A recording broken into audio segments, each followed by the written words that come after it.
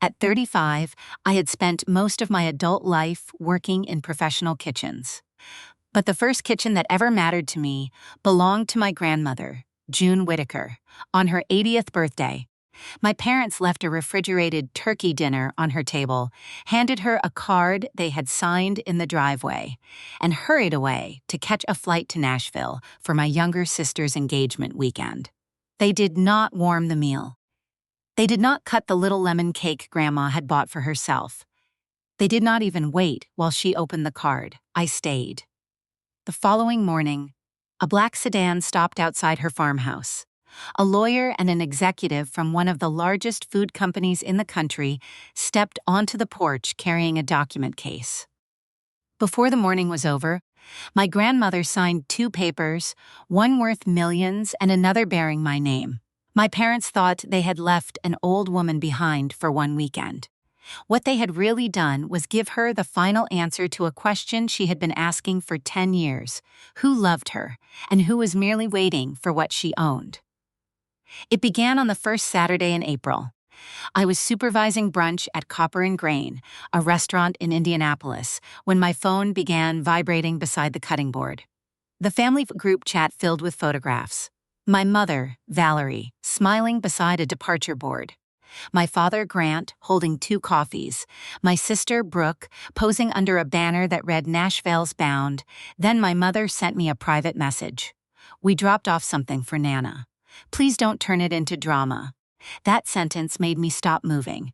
It was Grandma June's 80th birthday. Brooke and her fiancé, Harrison Bell, had arranged a 3-day engagement celebration at his family's country music venue outside Nashville. My parents had talked about the trip for months: the catered dinners, the photographer, the Bell family's money, and the influential guests expected to attend. Grandma had not been invited. My parents claimed the journey would tire her. Nobody had asked whether she wanted to go. I called her. She answered on the 6th ring and spoke too brightly. "Your parents stopped by," she said. "They're in a hurry." You know how airports are. Behind her words was the hollow silence of a house expecting company. I handed the kitchen to my sous chef, changed my coat, and drove 50 miles north to Bellwether, Indiana. I knew that road in every season. I had driven it when Grandma's pipes froze, when her blood pressure frightened her, and when a storm tore shingles from the roof. I had taken her to medical appointments and sat beside her through paperwork. My parents called Brooke when there was good news. They called me when something leaked, broke, or hurt. That had always been our family arrangement. Brooke was displayed. I was deployed. Grandma lived behind the old Willow House Café, a white clapboard building with green awnings and a porch facing Main Street. She and my grandfather, Thomas, had opened it in 1988. After he died, she kept it running another 4 years before arthritis forced her to close. When I arrived, the kitchen light was glowing. Grandma sat at the table in a pale lavender dress, the one she wore to church on Easter. In front of her was a plastic supermarket tray labeled Homestyle Turkey Dinner. The seal was unbroken. The food was cold. Beside it lay a receipt stamped 7:36 a.m. and a birthday card printed with a joke about getting old. My father's name was written at the bottom. My mother had added hers beneath it. Neither had written a personal sentence. "I wasn't hungry yet," Grandma said. The table had been set for 4. There were clean plates, cloth napkins, and her best drinking glasses. In the refrigerator, I found a small lemon cake with "Happy 80th June" piped across the top. She had purchased it herself. I wanted to call my parents immediately. Grandma saw it in my face. "Not tonight," she said. "Anger burns hot and feeds nobody." So I tied on the old striped apron hanging behind the pantry door and began to cook. I made her rosemary pot roast with onion gravy, skillet potatoes, and the soft dinner rolls that had once brought travelers off the interstate to Willow House. Grandma watched from the table, correcting me whenever I reached for a measuring spoon. "Your hand knows," she said. "Trust it."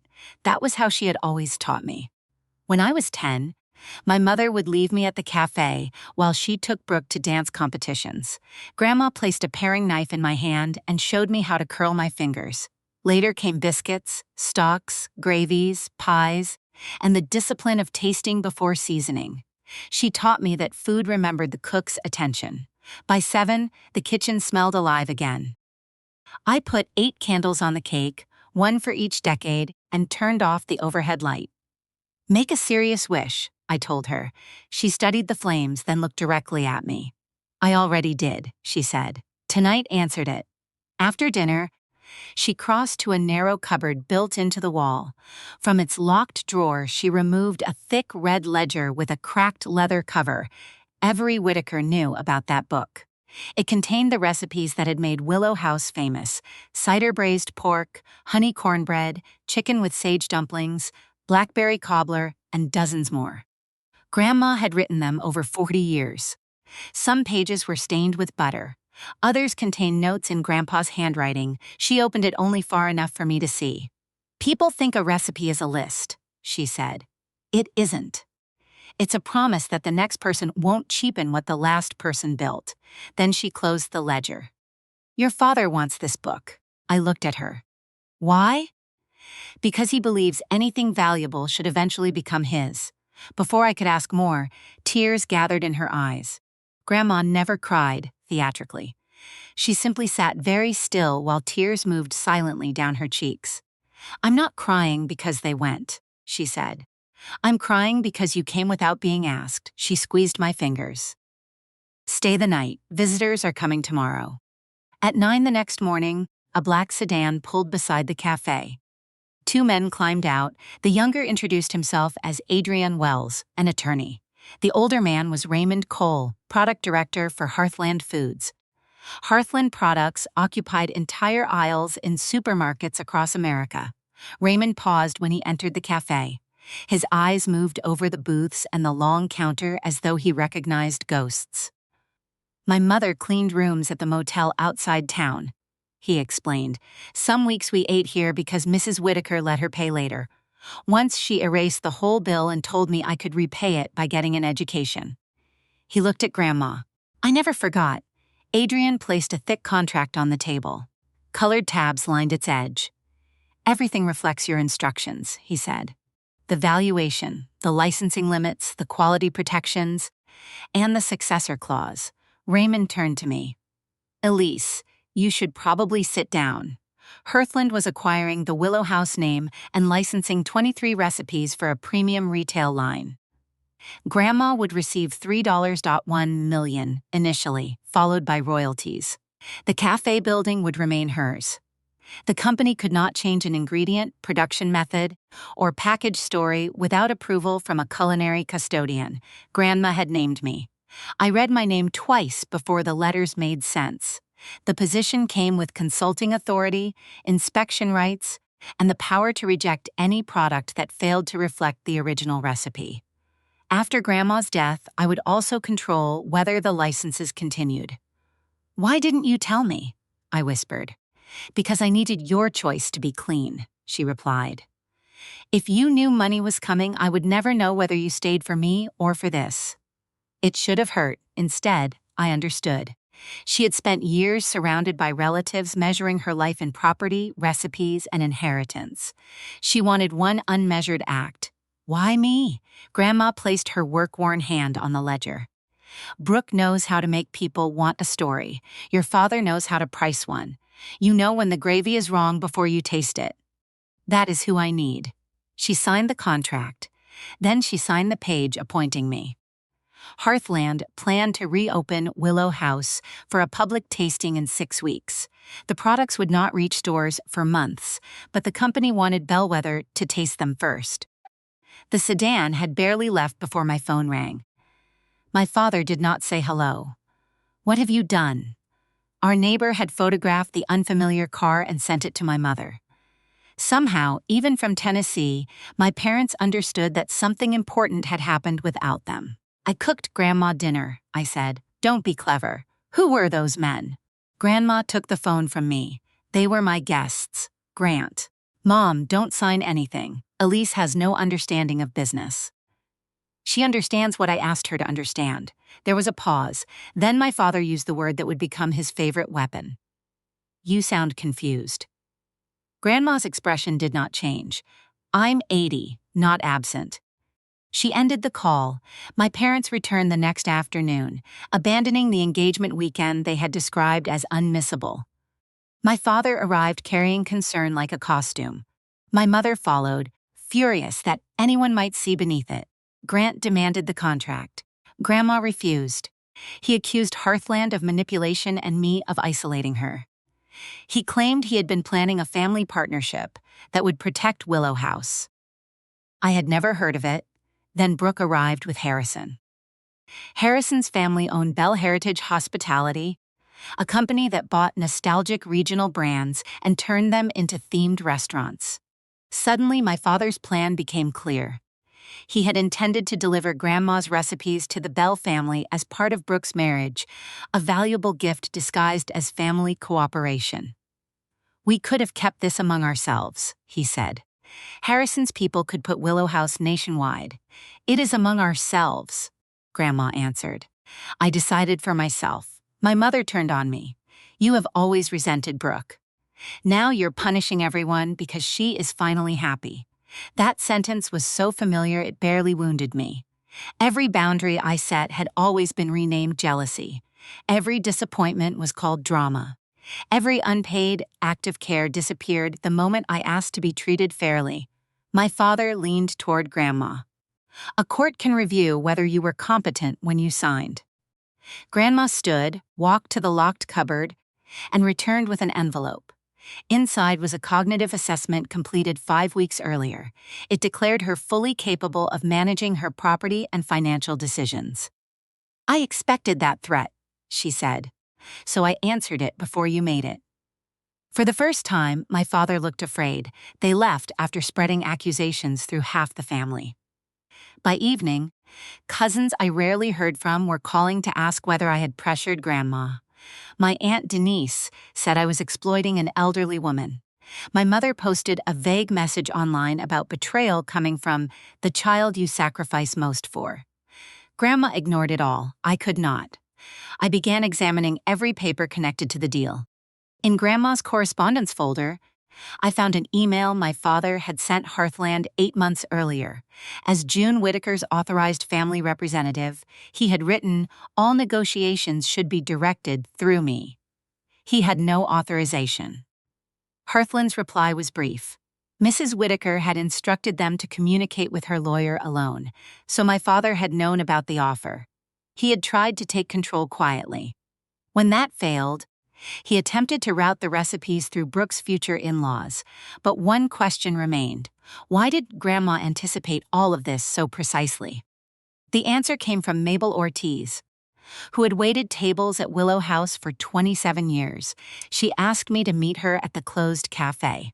We sat in the last booth, where afternoon light lay across the table. Mabel brought an old order pad sealed inside a plastic folder. On the back of one ticket, she had written a date from 2017 and a note. Grant called North Star Kitchens. Asked price for June's complete recipe collection. North Star was one of Hearthland's competitors. Mabel explained that she had answered the office phone and accidentally heard part of a conference call. My father had offered to sell the recipes without Grandma's knowledge. He promised he could obtain the ledger after the cafe closed. "June discovered it," Mabel said. "She stopped the deal, but she never exposed him." "Why not? Your grandfather had died 6 months earlier. She couldn't bear to bury a marriage and a son in the same year." For 9 years, Grandma had fed my father Sunday dinner while knowing he had tried to steal the work of her lifetime. Her kindness had not been blindness. It had been a deliberate piece purchased with her own pain. Mabel slid another paper toward me, a photocopy of an unsigned North Star agreement. Grant Morgan was listed as the seller of proprietary materials he did not own. In the margin were the initials B.M. Brooke Morgan. She had been 21. That night, Brooke asked to meet me alone. We chose a roadside cafe outside Bellwether where no one knew our family. She looked exhausted. Her engagement ring seemed too bright beneath the fluorescent lights. "I knew about North Star," she said. "Dad told me Grandma was too emotional to handle business and that he was saving the recipes. He asked me to witness a document. I knew it felt wrong, but I liked being trusted." You liked being chosen. She lowered her eyes. Yes. Brooke had always received affection without responsibility. I had always received responsibility without applause. For the first time, she admitted that both roles had served our parents. She opened her handbag and removed the original North Star draft. My father's signature appeared at the bottom in blue ink. I kept it because I was afraid of what it proved, she said. Maybe I also hoped I would eventually become brave enough to use it. She pushed it toward me. I'm sorry. Elise. Not only for this, for every time you stayed while I let everyone pretend you were difficult. I did not forgive her immediately. An apology can open a door, but it cannot walk through it. I took the document to Grandma and asked whether she wanted to sue. She shook her head. I will not spend what remains of my life in a courtroom while men debate whether my work belongs to me. Then she tapped the announcement for Hearthland's tasting event. Let Bellwether hear the truth in the room where it began. 6 weeks later, Willow House opened its green door again. The entire town seemed to come. Former customers filled the booths. People stood along the counter and crowded onto the porch. A reporter from the county newspaper arrived with a photographer. Hearthland arranged samples of the new pot roast, sage dumplings, cornbread, and cobbler in small white dishes. Each prototype package carried the words June Whittaker's Willow House in a script copied from her handwriting. Grandma stood behind the counter in a clean white apron. She looked smaller than she had when I was a child, but the room still arranged itself around her. Raymond Cole welcomed everyone. These recipes were not created in a laboratory, he said. They were perfected here, meal by meal, for people whose names Mrs. Whittaker remembered. Our responsibility is not to replace that history. It is to carry it carefully. He introduced Grandma, then me as culinary custodian. Before either of us could speak, my father stepped forward and took the microphone. He wore his best navy suit and the wounded smile he used whenever he wanted cruelty to resemble patience. Our family loves June, he began. Unfortunately, vulnerable people sometimes trust whoever happens to be closest when an opportunity appears. His eyes moved toward me. We had plans to protect her legacy as a family. Instead, private decisions were made while the rest of us were stranded out of town. There it was, the new version. They had not abandoned her. They had been stranded. Grandma placed one hand lightly against my back. I stepped forward. You weren't stranded, I said. The room quieted. I held up the supermarket receipt. At 7:36 on Grandma's 80th birthday, you were inside her house. You left an unheated turkey dinner on a table she had set for 4. At 9:02, Mom posted a photograph from the airport lounge. You made a choice. Please don't turn it into bad weather. A murmur moved through the café. My father tried to laugh. That is a private misunderstanding. I raised the email he had sent Hearthland. You called yourself her authorized representative and ordered the company to negotiate through you. Grandma never authorized you. His face tightened. Business language can be misinterpreted. Then explain this language. I unfolded the 2017 agreement and placed it on the counter where the reporter could see it. 9 years ago, you tried to sell Grandma's recipes to North Star Kitchens. You signed your name as the owner while she was still cooking every recipe in this building. The café became absolutely still. My father's mouth opened, but no answer came. All his life, he had controlled rooms by sounding calmer than everyone else. Now calmness could not alter ink. You are accusing me of stealing something, I continued, because Grandma chose to entrust it to me. But you already tried to sell that same thing when nobody had entrusted you at all. The reporter began writing quickly. An elderly customer near the window shook his head. Mabel stood behind the register with her arms folded. My mother moved toward the microphone. This is a family matter, and Elise has always. Brooke rose from a corner booth. No, Mom. She walked to the counter and laid the original agreement beside the copy. I knew, she told the room. Her voice trembled, but she did not hide it. Dad involved me in 2017, and I stayed quiet because being the favorite felt better than telling the truth. Elise was not manipulating Grandma. Elise was the only one who consistently showed up. Then she faced June. I should have come on your birthday. I should have come many times before that. I am sorry. My mother seized my father's arm. Together they crossed the café while neighbors watched in silence. No one blocked the door. No one followed them outside. The green door closed behind them. Grandma accepted the microphone. I am 80 years old, she said. I forget where I leave my glasses. I do not forget who treats me as a person. She looked at me. Elise did not receive these recipes because she arrived when money appeared. She received them because she arrived when the pipes froze, when my eyesight failed, when the roof leaked, and when there was nothing on this table but a cold dinner. Then she lifted the red ledger. A legacy belongs with the person willing to keep it honest. For a moment, nobody applauded. The silence was too full. Then Mabel began, followed by Raymond, and the cafe rose around Grandma in a wave of sound. An old farmer in the first booth tasted the dumplings, wiped his eyes, and said, Thomas would recognize these. That meant more to Grandma than the applause. The Hearthland Agreement closed in June, exactly as she had designed it. The newspaper printed a restrained account of the tasting, the abandoned birthday dinner, and the earlier attempted sale. My mother called the article an attack. Most people called it the truth. My parents were not destroyed.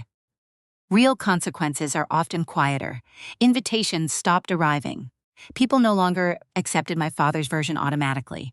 At the hardware store, in church, and at the pharmacy, he became the man who left his mother a cold supermarket dinner on her 80th birthday. Some relatives blamed me for embarrassing the family. I stopped defending myself to people more offended by exposure than betrayal. My father requested a meeting. He spoke about family, reason, and sharing. He never said remorse. There is enough for everyone, he insisted. There was enough in 2017, I replied. You still tried to take all of it. I told him he could return to Grandma's table when he was ready to sit there without entitlement. Until then, distance was not punishment. It was protection. Brooke chose differently. 1 week after the tasting, she entered Willow House before sunrise wearing jeans and no makeup. She stood in front of Grandma and asked, Is there any way back? Grandma handed her an apron. There is work, she said. A way back is built from that. Brooke began coming every Saturday. Grandma made her chop onions, wash pans, and repeat the gravy whenever it separated. Forgiveness was never announced. It accumulated in small, honest shifts. Near the end of summer, Grandma called me into the old kitchen. On the table lay the red ledger and a folded letter dated on her birthday. My wish was not for money, she had written. It was to know whether anyone remembered me before I became valuable. You came while the dinner was still cold. That was my answer. She placed the ledger in my hands. I have shown you pages before, she said. Today, I am giving you the book. Inside the front cover was a new recipe written in letters shakier than the older ones. At the top she had written, Elise's Homecoming Stew. I didn't create this, I said after reading it. We made it together. Grandma smiled. Exactly. The first Willow House products reached stores that autumn. On every package beneath Grandma's name appeared a small green door. The company wanted it to symbolize the cafe. To me, it symbolized something else.